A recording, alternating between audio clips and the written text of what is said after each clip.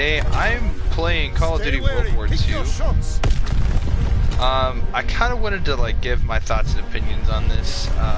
Some may have bear witness to my rage the other day. I already deleted the video, so it's no longer on the internet. But let's just say,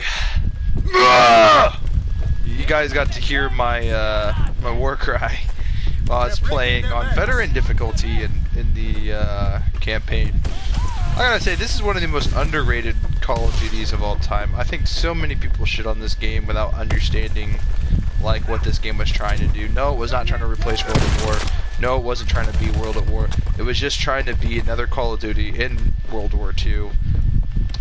Without being too historically accurate or, you know, this and that. And true, the campaign may not have been nearly as, well, it may not have been as touching as Call of Duty World at War. And when I mean touching, I don't mean cute little feelings. I mean watching one of your, comrades get a cigar put into his eye. Okay? I mean, that kind of thing. The option between you let captured Nazis either burn to death by Molotov cocktails or mercy kill them by spraying them down with a bullet hose known as the PPSH-41. I mean, you know, those kind of things. Because that's what World at War really was about. It was grim, it was gritty, it wasn't afraid to show the brutal realities of war. Because, you know, we talk about war like, oh, when you take a prisoner, you know, you cannot do this, you cannot do that. The Geneva Convention really wasn't being, I don't even think quite was a thing, right, with the Japanese. Because the Japanese were evil bastards, alright? We think of Japanese today as cute, innocent, anime, cutie things and candies and lovely little things, but that was not the Japanese back in World War II. Like, they straight up made soldiers take off their feet or shoes and had to walk through mud. You know, like, they brutally tortured and they purposely made soldiers walk miles without shoes and beating them as they're walking. And, you know, we're going to talk about, history for a second. You know, we always complain about slavery and how it was a bad thing, but we don't talk about true atrocious war crimes committed during World War II and the Vietnam era war. The Vietnam War, because in the Vietnam era, things weren't quite as well as they are now. We'll say that. If you don't believe me on Vietnam being super bad, you can look up John McCain's story and that prison camp. That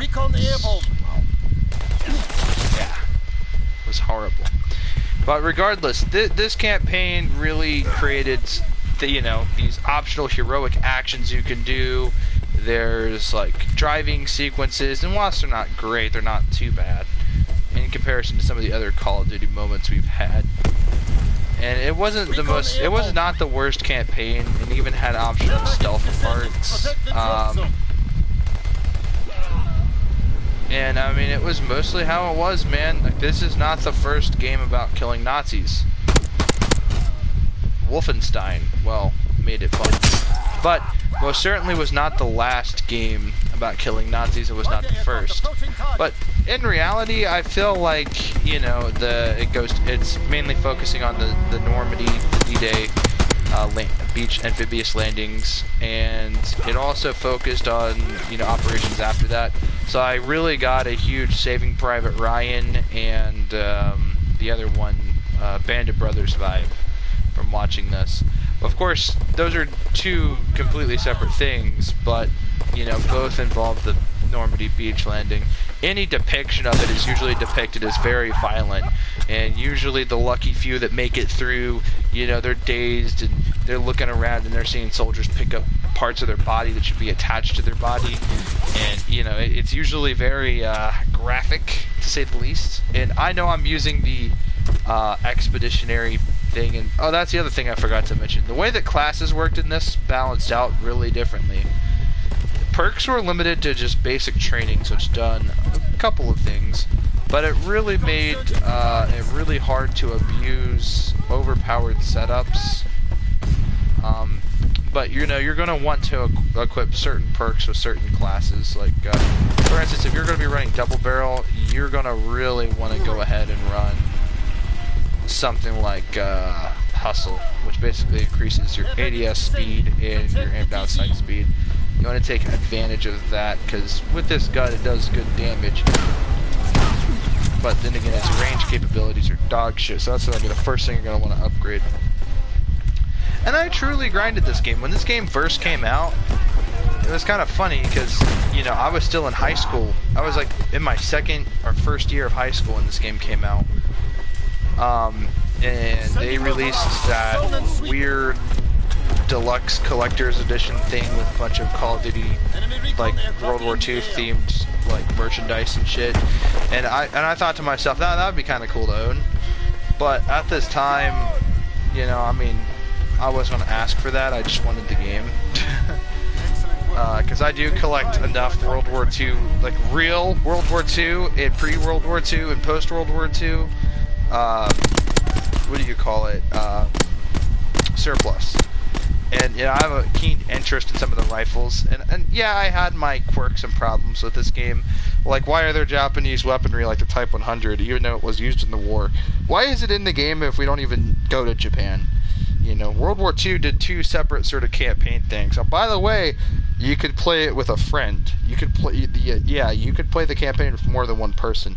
So that was very ahead of its time. The rest of the Call of Duty campaigns were mostly solo and had a character and mainly focused on it. But the other person's just some random private following you around. So I thought that was kind of neat. So it didn't interfere with the storytelling at all, but it was something you could do, and you could do it with your online friends back in the day. So yeah, that was a full-blown thing. Also, Warface apparently is no longer a thing. Word from my homie is it's no longer a thing. You guys, I'm about to test this out for myself. I believe what he said, but unfortunately, as it appears, kills with our rifle. Okay, so we're going to actually focus on our rifle kills next. So we'll use infantry. So we got this nice German loadout going here. We have the STG-44, or the Sturmgewehr, and the Luger PO8s. This thing's amazing. The German handguns mainly consisted of, well, the machine pistols, the CZ, or I said CZ, the Mauser C96, C96, CZ75. I mean, they just sound really familiar, but the CZ75 and Black Ops 1, OP. Get that full auto upgrade. Get that machine pistol going. That was funny if they had that. Regardless, though, guys. Team deathmatch. Time to show what you're made of, soldier. Some of the customizations are kind of whack. Not nearly as whack as Vanguard. And I'm going to have to, when I get a PS5, I am going to give the campaign a playthrough. The multiplayer, not so thorough playthrough. The basics of some basic modes. I don't really care for the Warzone, and I'm not gonna. I might play 1 or 2 things of it, and I might try out the zombies. So that will be in the future when I get a PS5, and I could probably easily get a PS5. Because guess what, boys? Today I got a job, so I'll be working again. So I am very, very pleased and excited about that. So this is good news. Oh, my rifle ADA, or I think they call it the rifle kills for challenges. Yeah, this game was really easy to grind, and I got so much shit in the game. And I don't even put money on the game. The only COD points I have are literally because I have Modern Warfare 2, and I'm only going to be spending COD points on Modern Warfare 2 whenever I can. And it's not going to be some crazy thing. So, word to the wise, Call of Duty World War II, as you guys can clearly see, currently is still alive, still well, and I still appreciate this. I still love this. This is still one of my favorite Call of Duties in recent history. A lot of it was I forced myself to like it, and I was really trash at first, but after a little while, I mean, I really, oh, son of a bitch. I really forced myself to play this, mainly because I got it for Christmas.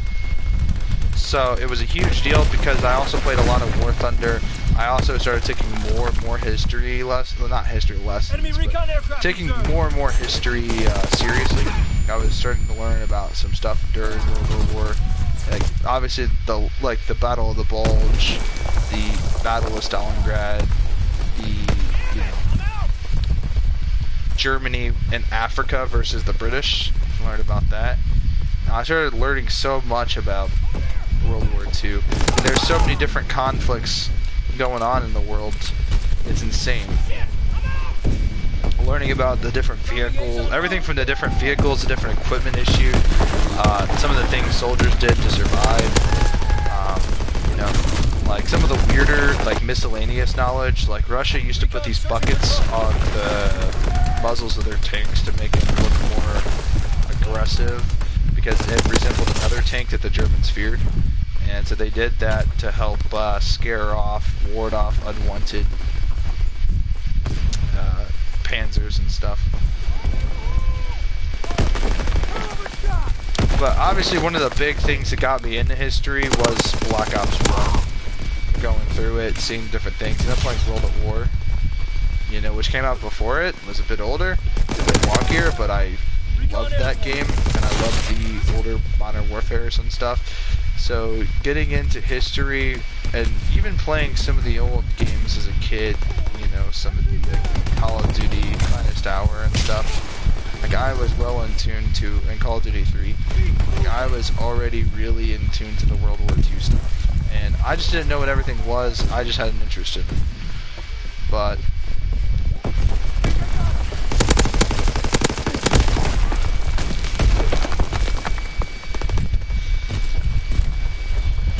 and so as an adult, as a 20-year-old male, I have purchased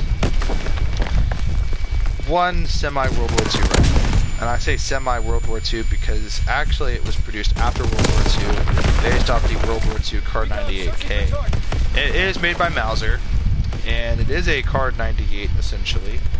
But it has been, for all intents and purposes, it's a Yugoslavian Card 98K. The Yugoslavs got it, they made some minor alterations to it, which actually improved the Card 98, honestly.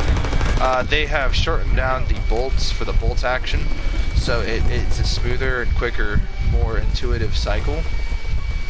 And they've done some other things to it, but I really like mine. It's a M48 Zastava, and I love the damn thing. It still shoots at 8mm, and I mean it's a nice gun.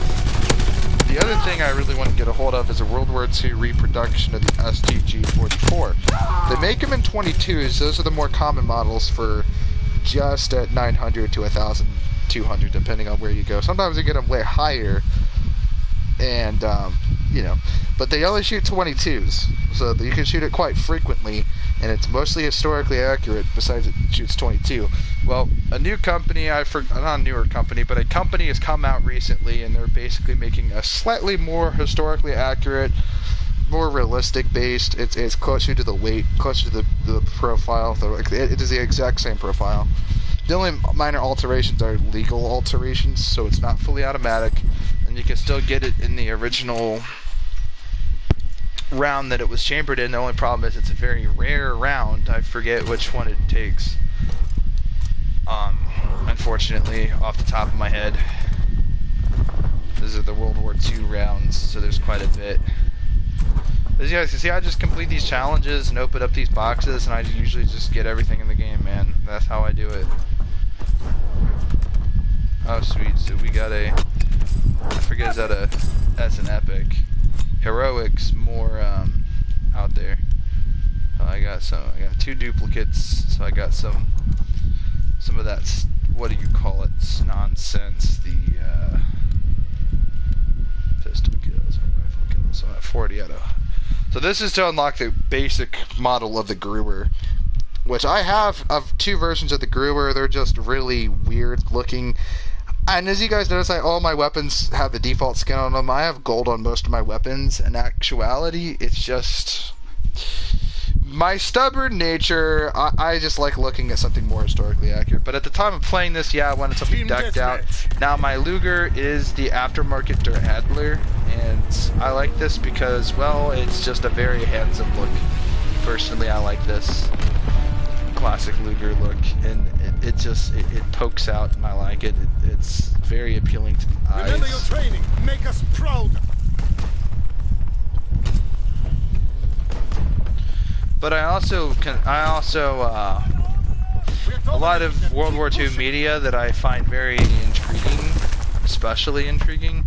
There are various movies. They're usually rather older films, mostly being Enemy at the Gates, Fury, with Brad Pitt. That's a more newer one. Not really a movie, but a series. It's called Band of Brothers. Another movie called Memphis Belle. Imagine Fury, but much older and in a B-17 Flying Fortress instead of a Sherman tank. Some other good ones. Just trying to remember.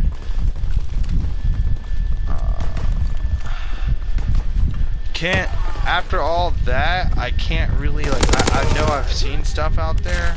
It's just I can't remember the name of the films. I'd have to really go back. A lot of films that I really started consuming, not consuming, but viewing and media consumption, I guess is what you can call it, right? Viewing media, reading books, studying extensively was Vietnam.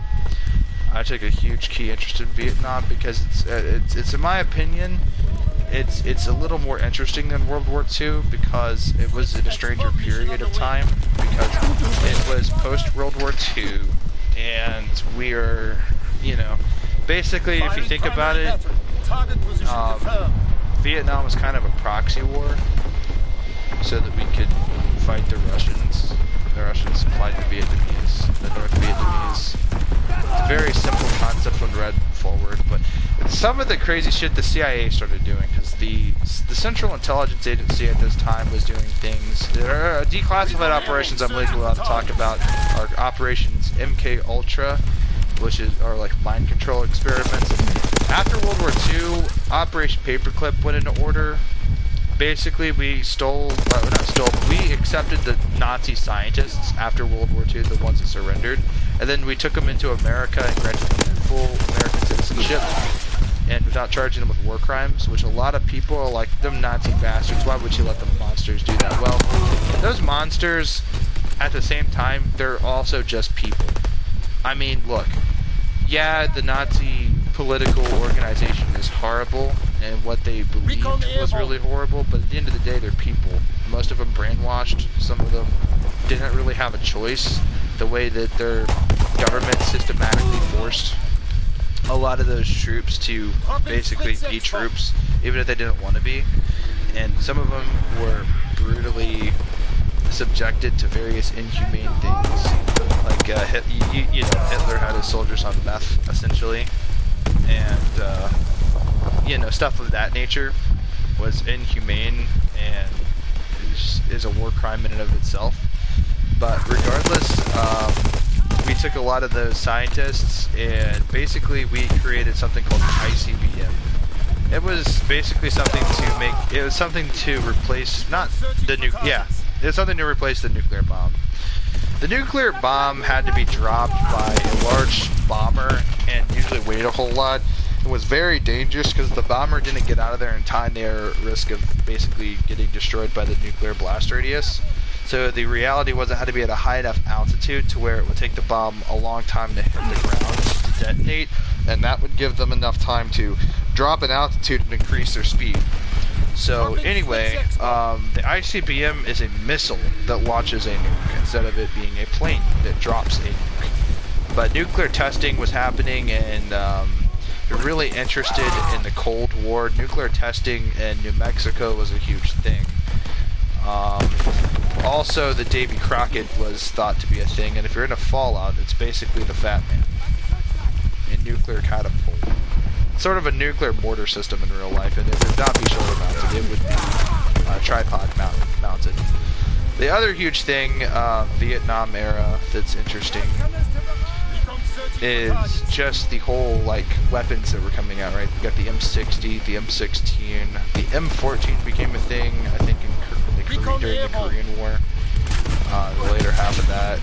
But in the earlier parts of Vietnam, the the M14 would basically be the rifle of choice by our government. And unlike in the video games, it was full auto, and it did shoot a large round. And the reality was that 308 or 7.62 by 54R insane recoil, hard to control, and impractical to use in full auto. But the sheer volume of fire in the round itself basically ensured that whatever you shot at for, 6 seconds was dead. The M16 though would hold higher round capacity, be lighter munition, so you can carry more of that ammunition. Regardless though, during the Vietnam War, napalm was extensively used, so that was something kind of interesting as well. The development of the Claymore, which is basically a detonated explosive device that basically shot a bunch of shotgun shells essentially into something, and was really deadly if you had walked in front of it and someone had detonated it.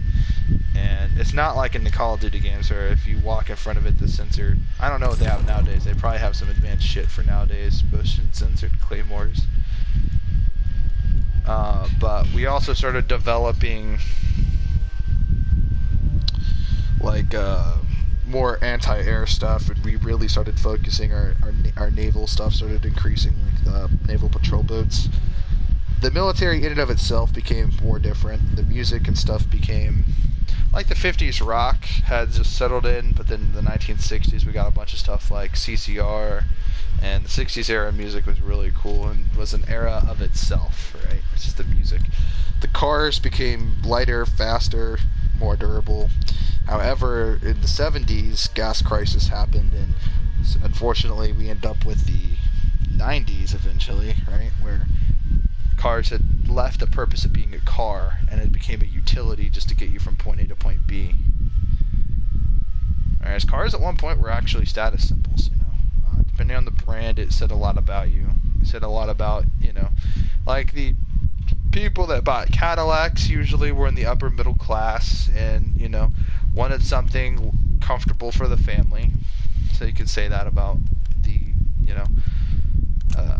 Team again, deathmatch. Cadillac, Eliminate all yeah. Axis forces. And something about Ford, it was just like Ford and Chevy was the everyday man's choice of vehicle. Move out, take position. Enemy And, inbound. but now that's sort of changed. Those statuses have clearly changed. Some companies have gone to hell in a handbasket. We have the lead. Quality control is becoming more of an issue. But back in the day, man, people were trying to be innovative and improve things, whereas nowadays, people are constantly trying to make things more safe at the expense of performance or efficiency. Now, I'm not talking about gas efficiency, I'm talking about like 0 to 60 power to weight ratio. It is important to note, I think as a country, our direction that our government has went in the 1960s, beyond the Vietnam War going on, we also had, we had the, what was it? We had Martin Luther King and other revolutionary people, individuals. Obviously the whole Castro missile crisis scenario, the Cold War happening in the background. I mean, it was all really scary, and I think that as a nation and as just everyday life, man, the news became more motivated. Like, the news was constantly issuing reports about the Vietnam War. When word came back that soldiers died, they would broadcast the names of those soldiers that had died, and people were just glued to their screens because a lot of people were, they got hit with a draft. So a lot of mothers and fathers, wives and girlfriends of soldiers would be watching, and little brothers of soldiers too would be watching, and they're looking to see if their brother, their husband, their boyfriend, their son, or whoever would be amongst the names broadcasted. So in that sense, things are really different. Also, Playboy magazine was becoming a huge thing back then. Beyond all of this, general technology like phones, band culture became a thing. Started that. But yeah, the 60s, I don't know, it's a more interesting time in my opinion, because it's not quite as I'm not going to say outdated, but it wasn't quite like World War II, right? Where a lot of the practices during World War II, a lot of things that were happening, like the huge draft of soldiers. A lot of women stayed back and worked while the men went to go fight. Dog driller, enemy spotted! So that was a very interesting thing that went on. But, Man down! you know, apart from that, you know, real important political conversations were being had in the 1960s. You know, like a 17-year-old can go die for his country, but he can't vote. You know, very practical thing. He can't drink, he can't vote. And so, you know, very important conversations were being had. You know, and I think that they're very relevant for their time. As with all things. But I think that a lot of things in the 1960s that were going on, again, there was so much going on. It was a huge shift.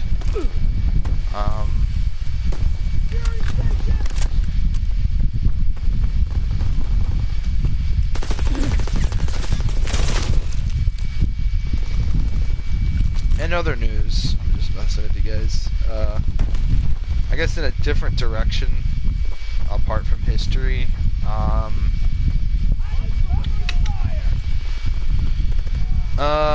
What was I gonna say? So yeah, I got a job today, so I'm very excited. I'm starting tomorrow at 7 in the morning. So to get up really early at 5 to beat the traffic. And so, you know, I'm really excited because now I have a full-time job. I got a car. I still have side hustles going on, so I'm still able to do what's necessary. And hopefully in a little bit I can have my own place and start doing my own adult things, you know. And oh, I have a very important subject matter to bring up. I'll possibly be doing a reaction video or something about it's called a trad wife, and basically it's like about tradition, and I think it's great because it's reversing the current toxicity that is the modern dating, the trap that is modern dating, into something that men really want and desire. A traditional woman that's willing to take care of her kids, willing to clean up the house and cook, you know, basic things that were of high value in the 50s, a golden era. And, you know, when people say, the 1950s is racist, this and that, you know, what I say is at least the 1950s our country wasn't trillions of dollars in debt. You know, at least then there wasn't the crime rate and murder rate that we have today. You know, at least then we had patriotic people that were willing to serve their country with honor and dignity, whereas today, you know, we had the Marine Corps falling short on their quotas, the Army falling short on their, like, recruiting quotas. And, you know, I mean, it's becoming an issue, man. Roads are becoming shittier and less taken care of. Tax dollars are being wasted to, you know, fund a war that's pointless. Sorry, people that stand with me, but I personally don't think that it is our responsibility to be the mother of another country suckling at the United States tit, because, you know, their ammo reserves and shit are exhausted. I don't think it's our responsibility. If more people contributed in NATO, maybe then we wouldn't have to. Like, we're putting millions, hundreds of millions of dollars worth of equipment in the hands of these people, and yet we're spending all this money, and where's it coming from? Okay, we're trillions of dollars in debt. Joe Biden's talking about possibly there won't be a tax return for hardworking Americans next year. So what the fuck's the point of paying your damn taxes? You know, if you're not going to get anything in return. Not even the single black mom with 5 kids, not even she's going to get a tax return. And that's like the target demographic of the liberal agenda. You know, that's the person they want to look after, the single black mother. Right? She's not even going to get a tax return. And when it reaches that point, and nobody's going to get a tax return, then what's the point of paying the fucking taxes, yo? If they're not even going to put our taxes to anything good, then what the fuck's the point? If they're going to raise the taxes, and if they're going to raise the minimum wage, I mean, inflation is a balloon of money. The more you print, like, okay, the whole bailing out these banks, right, these big banks, and this is why I don't do business with banks, is because, and cryptocurrency is even worse, because it's not a physical thing. I can say, okay, cryptocurrency.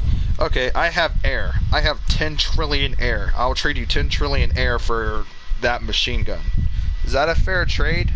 I'm trading you air for a machine gun. I'm just saying, man. Fucking, it's stupid.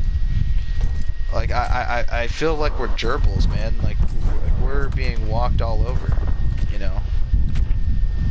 Cryptocurrency nonsense. I don't know, man. As a young American, I think that part of the issue is people are just stupid, and they're willing to take part in these retarded things, like cryptocurrency. The stock market's a real thing because it's based off of real companies that do real things. Cryptocurrency is fantasy money, and its price is not even determined by what it is. Its price is determined based upon where it sits in the market. So if that market changes all of a sudden, say you had $10,000 invested in cryptocurrency. Now that $10,000 worth of cryptocurrency goes down the chute. Now it's only worth $5,000. You just lost $5,000. So the whole idea of hold it, don't sell it, don't sell it, don't sell it, don't sell it.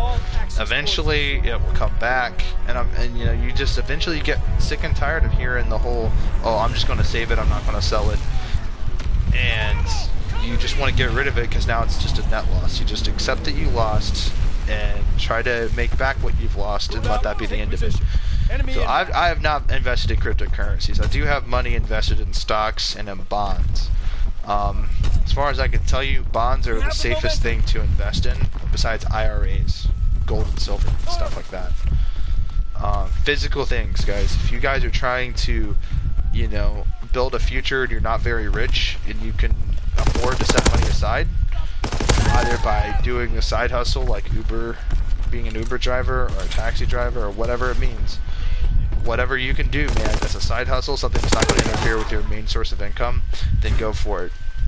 I'm not trying to tell people what to do, how to live or whatever, but you know, if you're not very rich, if you're not into the middle class and you're just trying to break out of whatever shithole, man, do that and then put some of that into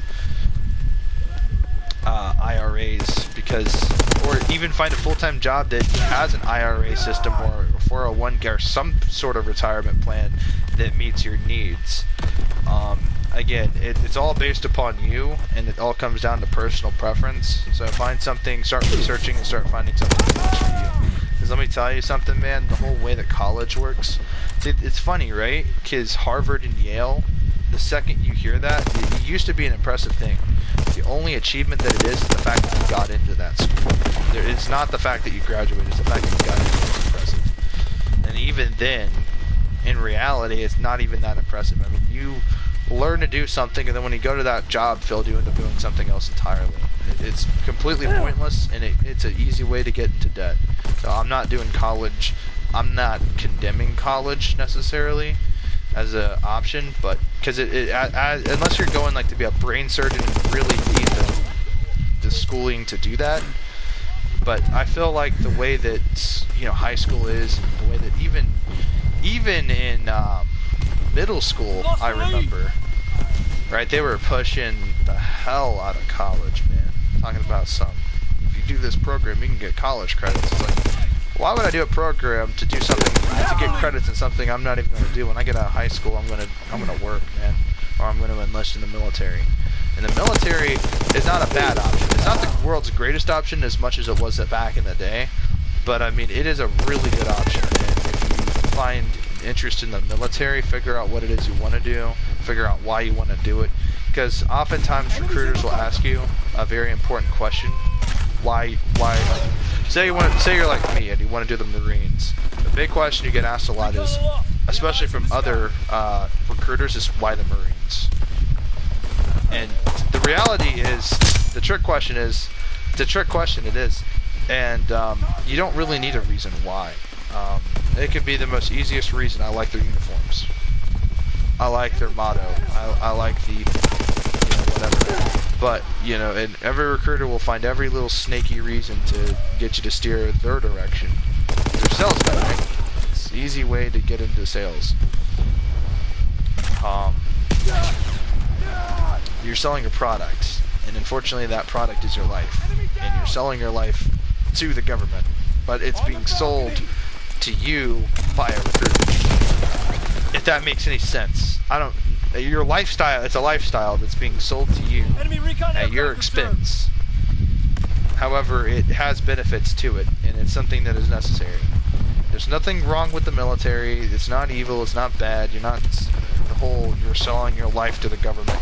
Yeah, you know, your life may be in God's hands, but your ass belongs to Uncle Sam. Yeah, I get that.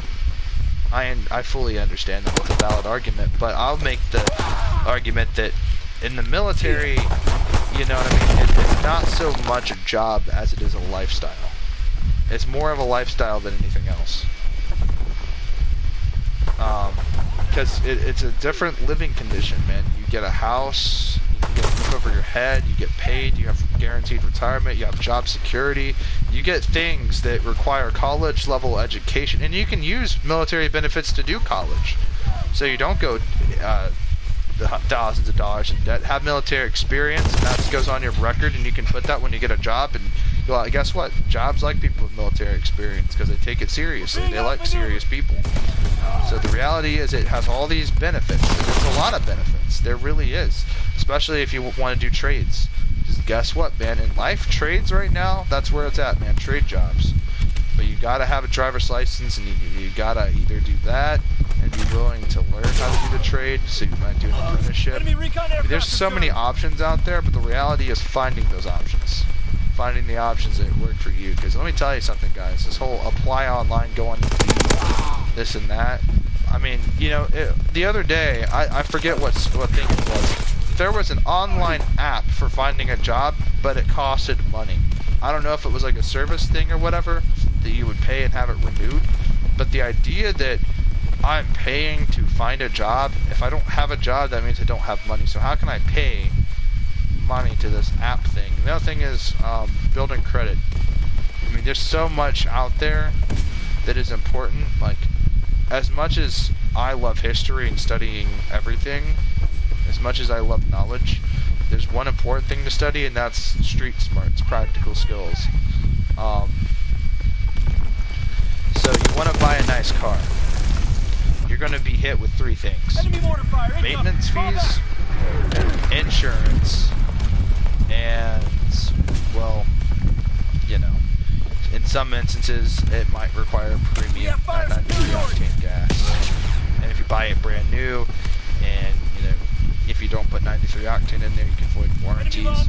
It's important to read in between the lines to figure out and try to think for yourself, man, and try to learn the language of business, because oftentimes when people say equity or this and that, and then they say something else, I mean, it could just be like, yeah, it could be a trap, man. It could be a fancy way of saying you might get something back, but the reality is you're going to be losing money until that something may or may not happen by chance.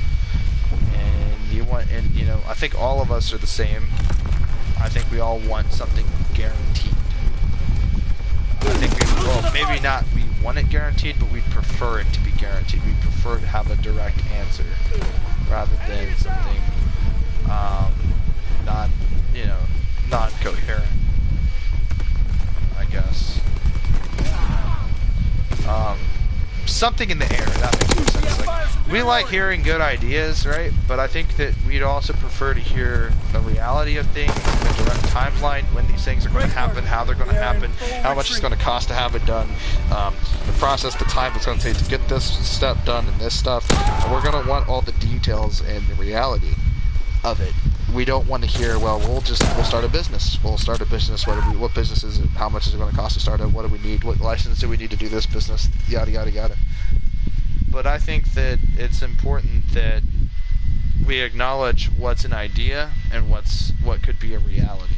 And, you know, a direct answer is more clear. It's less bullshit. It's straight to the point. I think that I prefer that. I think that most people prefer that when it comes to most things. Like dating, right? When you're on a date with a girl, your first date with a girl or whatever, and you're asking each other, you know, very common things like, oh, well, what do you do for a living? Okay. And you know, the whole, well, you said, you know, our date's scheduled on Friday. It's Friday, so do you have Fridays off? What does your schedule look like? Is it hard work? You know, do you get exhausted? Whatever. These are basic questions. So instead of giving them a not so basic answer of, well, I mean, it you know, Like, it depends or whatever. It's just like, yeah, it's pretty hard work. You know, my schedule varies depending on the week, but, you know, give a basic not synopsis, but give a basic, you know, well, my schedule is mostly solid through these days, through those days, but then again, there's the occasional day where, you know, they ask me to work overtime, whatever, something basic, but straight to the point, instead of some nonsense piled on top of nonsense. Again, I'm not telling people how to live their life, but I'm saying how I see things, how I see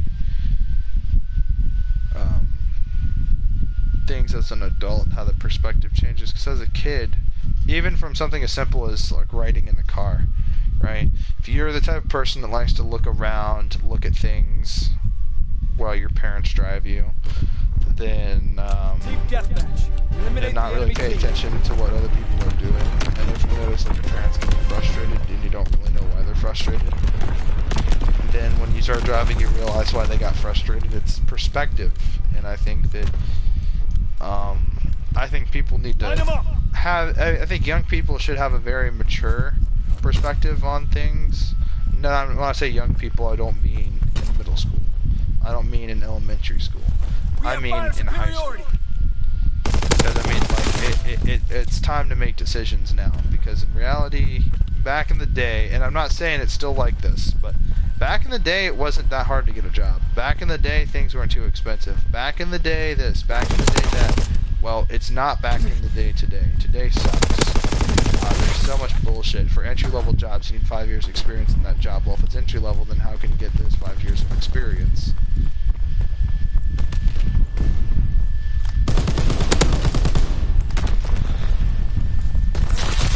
And, yeah, those kind of things. But, you know, I think it's highly important that, you know, people take life seriously, because your life is very valuable, not even just to you, but to other people. And if you don't take it seriously enough, then maybe you might end up a bum one day. You'll be one of these people you see on videos and stuff like that. You know, like, life is a very funny thing, but it's also very important. It's funny because, you know, humor, and, you know, there's a lot of funny things about life. Puberty, it's kind of funny, right? When your voice cracks, things like that. But at the same time, like, fucking, you end up getting older, more mature, things are taken a lot more seriously, and I think that people should understand that. Incoming enemy artillery! Get to cover! Alright guys, so that's enough ranting for one day. Hope you guys enjoyed the gameplay.